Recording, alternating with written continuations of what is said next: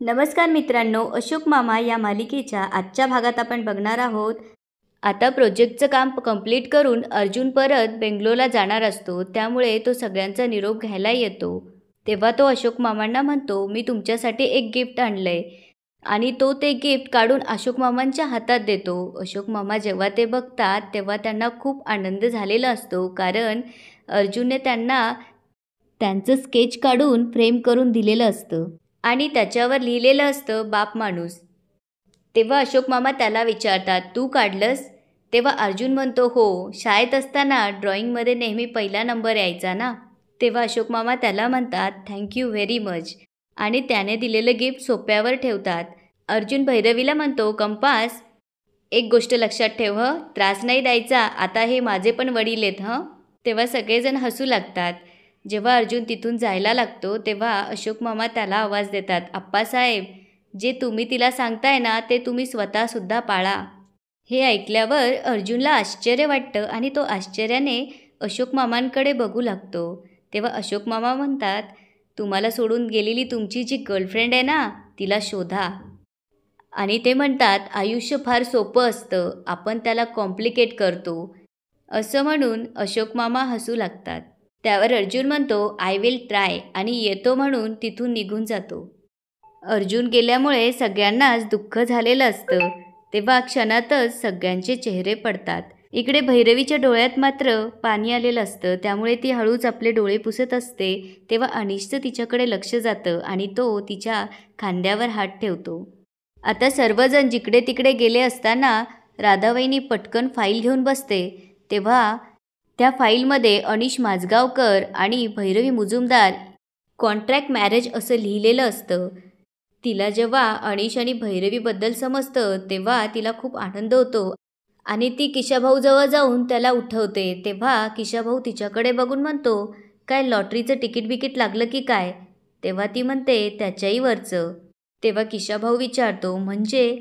त्यावर ती म्हणते, कोळशाच्या खाणीत जसं आपल्याला हिरा सापडतो की नाही, मला हिऱ्याची अख्खी बाजारपेठ सापडली. आणि ती किशाभाऊला सांगू लागते, हे जे मी इतक्या दिवसापासून वाचून राहिले ना, तुम्ही म्हणत असतात कायले वाचते, त्यात मला एक महत्त्वाची गोष्ट सापडली. आणि ती म्हणते, आपली सूनबाई म्हणजे भैरवी आणि आपला भाचा म्हणजे अनीस यांचं खरं लग्न झालेलंच नाही आहे. ते काय म्हणतात ना, कॉन्ट्रॅक्ट मॅरेज, तसं झालं आहे. 3-4 महिन्यापासून बिना लग्नाचंच राहून राहिले ते. आणि ही गोष्ट भाऊजीले माहीतच नाही आहे. हे ऐकल्यावर किशाभाऊला मात्र धक्का बसतो.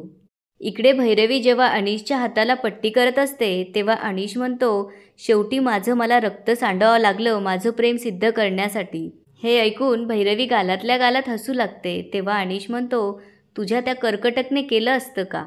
तेव्हा भैरवीला राग येतो आणि रागातच ती त्याच्या हाताची पट्टी जरा करकचून बांधते आणि म्हणते, जे जगात नाहीच आहे त्याच्यावर विश्वास ठेवून गोंधळ कसा करावा ना, हे तुझ्याकडून शिकावं.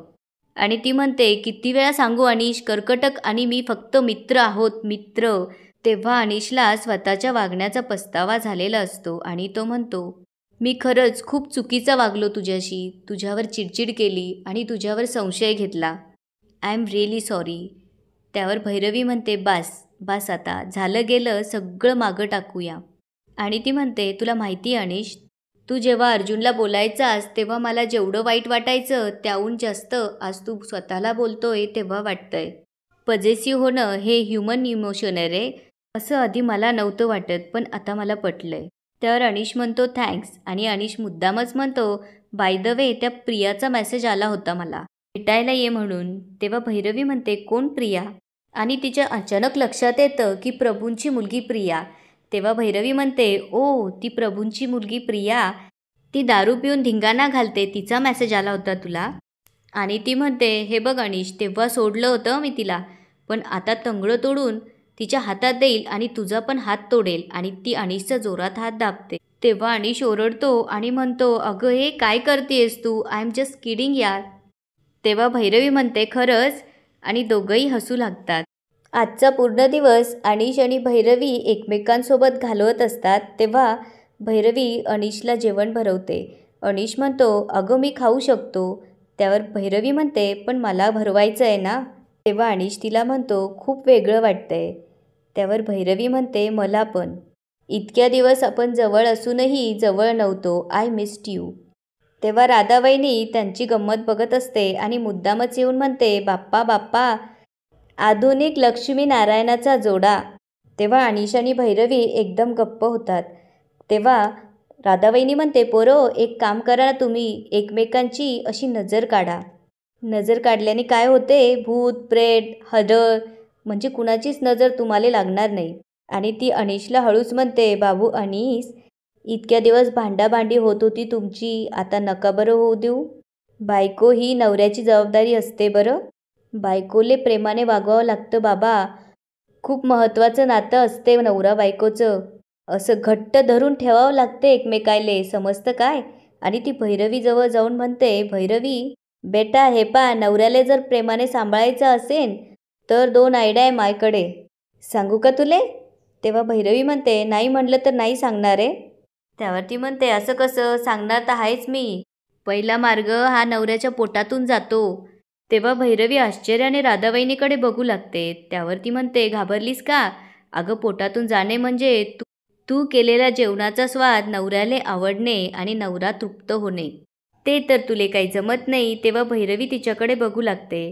राधावहिनी म्हणते, आणि दुसरा मार्ग म्हणजे प्रेमाचा स्पर्श वरवर नाही बरं, ते असं आतूनच यायला लागते. तेव्हा अनिश म्हणतो, मामी, ते आमचं आम्ही बघून घेऊ, या आमच्या पर्सनल गोष्टी आहेत. त्यावरती म्हणते, बाप्पा, बघून घेऊन काय बघून राहिलास तू. किती दिवस झाले नुसता बघूनच राहिला. अर्धा वेळ तर ते पोटे तुमच्या जवळच पडून राहते. हे पा, मी त्यांना आजपासून बाहेर झोपायला सांगते. त्यावर भैरवी म्हणते, नाही नाही नको. त्यावर राधावहिनी म्हणते, लाजू नको ना बाई, आता घरची मोठी धाटी बाई म्हणून तो पुढाकार मीच घेते. हे पा, वेणूबाई असती तर तिने घेतला असता की नाही. असं म्हणून ती तिथून निघून जाते. तेव्हा अनिश भैरवीला म्हणतो, हिने जर असंच इंटरफेअर केलं आणि जर आपल्याला खरंच रूम शेअर करावी लागली तर, या विचाराने दोघंही घाबरतात. आता इकडे फनफेअर संपून सगळेजण घरी आलेले असतात. तेव्हा पैशांवरून इरा आणि ईशानमध्ये भांडण होतं. इरा म्हणत असते, आपण दोघंही स्टॉल शेअर केला, त्यामुळे आपण दोघंही पैसे हाफ हाफ करून घेऊया. त्यांचा गोंधळ ऐकून अशोक मामांचं डोकं उठतं आणि ते म्हणतात, काय येड्याची जत्रा आहे का. आता गप्प बसा, नाहीतर तुम्हाला मी अभ्यास करायला लावीन.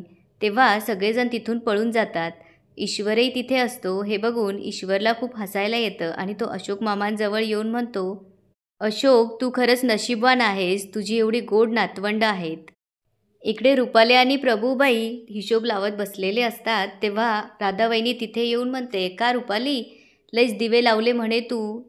तेव्हा रुपाली तिच्याकडे बघू लागते. तेव्हा राधावहिनी म्हणते, म्हणजे तू जे दिवे लावले ते लय साजरे होते, पण जास्त विकले गेले नाही, ऐकलं. त्यावर रुपाली म्हणते, हो असू द्या. तितक्यात प्रभूबाई म्हणतात, पण हो, आमच्या प्रियाचे ब्युटी प्रोडक्ट्स खूप लोकांनी विकत घेतले हं. त्यावर राधावहिनी विचारते, पण का हो प्रियाबाई, ते मेकअपचं सामान तुमच्या प्रियाने ठेवलं होतं, ते घरी केलं होतं का. त्यावर प्रभूबाई म्हणतात, काही काय बोलतात, घरी कोणी बनवतं का. अहो, बाहेरूनच विकत आणलेलं. पण ते कोणाला माहीत असतं का. असो, पण तुमच्या संयमीपेक्षा आमच्या प्रियाने जास्त पैसे गोळा केले हं. आणि प्रभूबाई त्यांच्या पाकिटातले पैसे काढून मोजू लागतात. हे बघून राधावहिनीच्या तोंडाला मात्र पाणी सुटतं.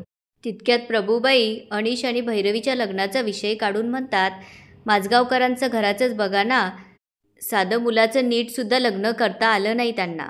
आणि आता वटपौर्णिमेचा सण येतोय, तुमच्या सुनेला वटपौर्णिमा कशी साजरी करायची हे तरी धड येतं का. त्यावर राधावहिनी म्हणते, मग मी कशासाठी आहे. तितक्यात प्रभूबाईंना फोन येतो आणि त्या फोनवर बोलतच तिथून निघून जातात. आता रुपालीही म्हणते, चला राधावहिनी, खूप उशीर झालाय, आणि तीही तिथून निघून जाते. तेव्हा राधावहिनी तिला आवाज देत असते. रुपाली मात्र त्यांचं ऐकत नाही. तेव्हा राधावहिनी म्हणते, काय हेंद्र्या वाण्याचा बायका इथल्या बोलतसुद्धा नाही, आणि ती बाकावर बसते. जशी ती बाकावर बसते आणि खाली हात ठेवते, तेव्हा तिच्या लक्षात येतं की प्रभूबाई त्यांची पर्स विसरून गेलेले असतात. तेव्हा राधावहिनी प्रभूबाईंची पर्स घेऊन त्यातले पैसे बघू लागते.